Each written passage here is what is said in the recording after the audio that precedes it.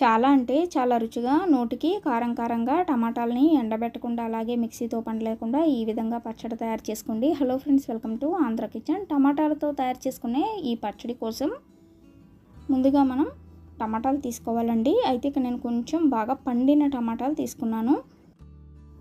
ఈ టమాటాలని ఈ విధంగా నేను గ్రేటర్లో వేసి సన్నగా తురుముకుంటున్నానండి. మీరు కావాలంటే చేత్తో చక్కగా మెదిపేసుకోవచ్చు.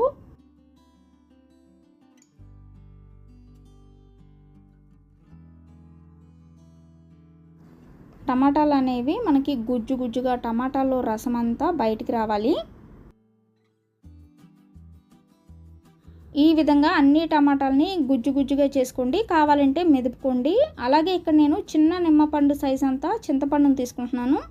5 టమాటాలకి చిన్న నిమ్మపండు సైజ్ అంతా చింతపండు సరిపోతుందండి. ఇప్పుడు చింతపండుని వేడి చేసుకోవాలి.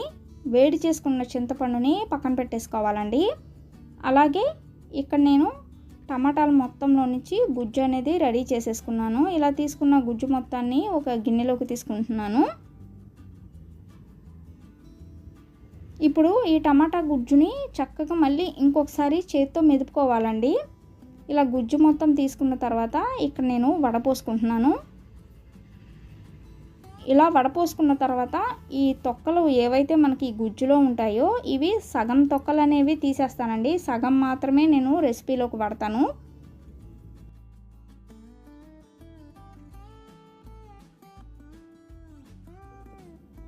ఇప్పుడు ఈ సగం తొక్కు ఉంది కదా, ఈ టమాటా తొక్కుని ఇప్పుడు నేను టమాటా గుజ్జులో వేసుకుంటున్నానండి. మీరు కావాలంటే ఈ విధంగా వడపోసుకోకుండా మొత్తం తొక్కుతో కూడా తయారు చేసుకోవచ్చు. అలాగే చింతపండు కూడా చక్కగా నానిపోయింది. ఈ నానిన చింతపండుని చక్కగా ఈ విధంగా కలుపుకొని చింతపండు గుజ్జును కూడా ఇప్పుడు ఈ టమాటా గుజ్జులో వేసుకోవాలి. ఈ పచ్చడి వచ్చేసి మనకి ఒక వారం 10 రోజుల పాటు నిల్వ ఉంటుందండి. అయితే అన్నంలోకి, ఇడ్లీ, దోశలోకి సూపర్ అంటే సూపర్గా ఉంటుంది. చాలా కమ్మగా ఉంటుంది. వేడి అన్నంలో కొంచెం నెయ్యి వేసుకొని తింటే చాలా ఇష్టంగా తింటారు. అన్నం వదలకుండా మొత్తం తింటారండి, అంత కమ్మగా ఉంటుంది. ఇప్పుడు ఒకసారి బాగా కలిపేసుకున్న తర్వాత ఇందులోకి ఉప్పు వేసుకోవాలి. ఉప్పు వచ్చేసి ఈ రాళ్ళుప్పు ఉంటుంది కదా, రాళ్ళుప్పే వేసుకోవాలండి. రాళ్ళుప్పు వేసుకొని ఉప్పు కూడా బాగా గుజ్జులో కలిసే వరకు కలుపుకోవాలి. ఈ విధంగా కలుపుకున్న తర్వాత మూత పెట్టేసుకొని ఒక 10 నిమిషాల పాటు పక్కన పెట్టుకుంటే మనకి చక్కగా ఉప్పు అనేది కరిగిపోతుంది.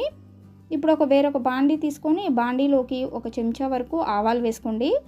అలాగే మెంతులు వేసుకోండి. ఈ ఆవాలు మెంతుల్ని వేయించుకోవాలి.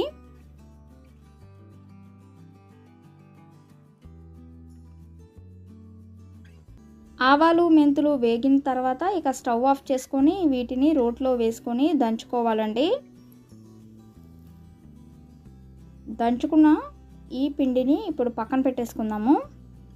అలాగే ఇక్కడ నేను ముందుగానే తాలింపు కూడా వేసుకుంటున్నాను. తాలింపు కోసం స్టవ్ ఆన్ చేసుకొని బాండీ పెట్టేసుకొని బాండీలోకి నూనె కొంచెం ఎక్కువ వేసుకోండి. ఇప్పుడు ఇందులోకి దంచుకున్న వెల్లుల్లి రెబ్బలు వేసుకుంటున్నాను. అలాగే మళ్ళీ ఆవాలు వేసుకుంటున్నాను. కొంచెం జీలకర్ర వేసుకుంటున్నాను. మీరు కావాలంటే ఇక్కడ పచ్చిశనగపప్పు కూడా వేసుకోవచ్చు. నేనైతే వేయటం లేదు. అలాగే ఎండుమిర్చి వేసుకొని కరివేపాకు కూడా వేసుకోవాలి. కరివేపాకుతో పాటు ఇంగువ వేసుకొని ఇక స్టవ్ ఆఫ్ చేసుకుంటున్నానండి. ఇప్పుడు మనకి ఇక్కడ ఉప్పు కూడా చక్కగా ఈ టమాటా గుజ్జులో కలిసిపోయింది. కలిసిన తర్వాత ఇందులోకి కారం, దంచుకున్న ఆవా మెంతు పిండి వేసుకొని బాగా కలుపుకోవాలి. కారం వచ్చేసి నేను అరగిద్ద వరకు వేసుకున్నాను. మనకి చూస్తున్నారు కదా, పచ్చడి అనేది ఈ విధంగా రెడీ అయింది. ఇప్పుడు ఈ తాలింపులోకి పచ్చడి వేసేసుకుంటున్నానండి. పచ్చడి వేసే ముందుగా కొంచెం స్టవ్ ఆన్ చేసుకొని తాలింపుని వేడి చేసుకొని పచ్చడి వేసుకున్నాను. చాలా అంటే చాలా రుచిగా ఉంటుందండి. మరి మీ అందరికీ టమాటాలని ఉడికించకుండా అలాగే మిక్సీ పట్టకుండా చేసుకున్న ఈ పచ్చడి రెసిపీ వీడియో కనుక నచ్చినట్లయితే ఈ వీడియోని లైక్ చేయండి, షేర్ చేయండి. మరిన్ని వీడియోస్ కోసం మా ఛానల్ని సబ్స్క్రైబ్ చేయండి. Thank you for watching.